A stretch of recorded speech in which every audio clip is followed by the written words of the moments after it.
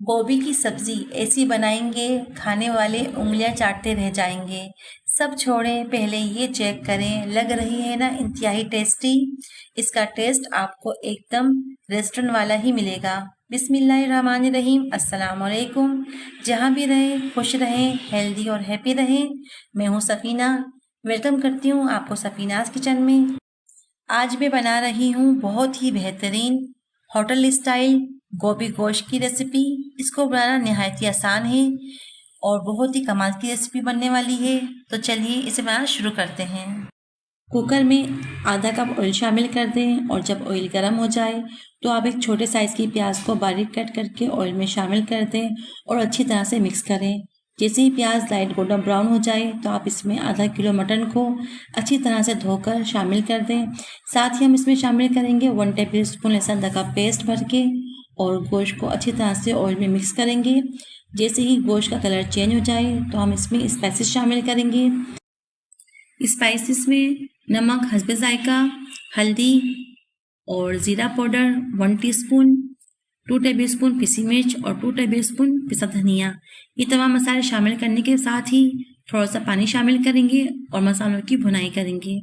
हमें यहाँ पर मसालों की इतनी भुनाई करनी है कि इसका ऑयल सेपरेट हो जाए और एक मज़ेदार सी खुशबू आने लगे।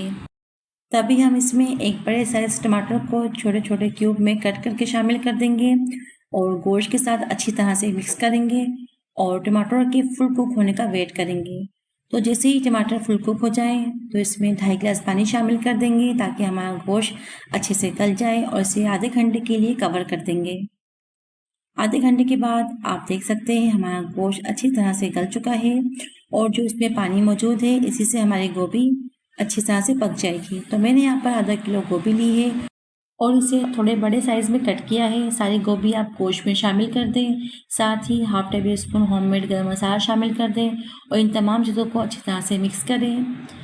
आपको ज़रा भी वीडियो अच्छी लगे ना तो लाइक और कमेंट कर दिया करें। तो अच्छी तरह से सब्ज़ी मिक्स करने के बाद आप इसे 10 मिनट के लिए कवर कर दें। 10 मिनट के बाद आप देख सकते हैं हमारी सब्ज़ी भी अच्छे से पक चुकी है और इसका ऑयल भी सेपरेट होने लगा है। तभी हम इसमें मोटी वाली हरी मिर्चों को स्लाइस में कट करके शामिल कर देंगे और थोड़ा सा हरा धनिया भी शामिल करेंगे और एक बार फिर से इसे अच्छी तरह से मिक्स करेंगे और मज़ीद 5 से 8 मिनट के लिए दम पर छोड़ देंगे ताकि मुकम्मल तौर पे इसका ऑयल सेपरेट हो जाए। 5 मिनट के बाद आप इसे डिश आउट कर सकते हैं। अगर मेरी रेसिपी बनाते हैं तो फीडबैक लाजमी दिया करें। सफ़ीना को दुआओं में याद रखिए।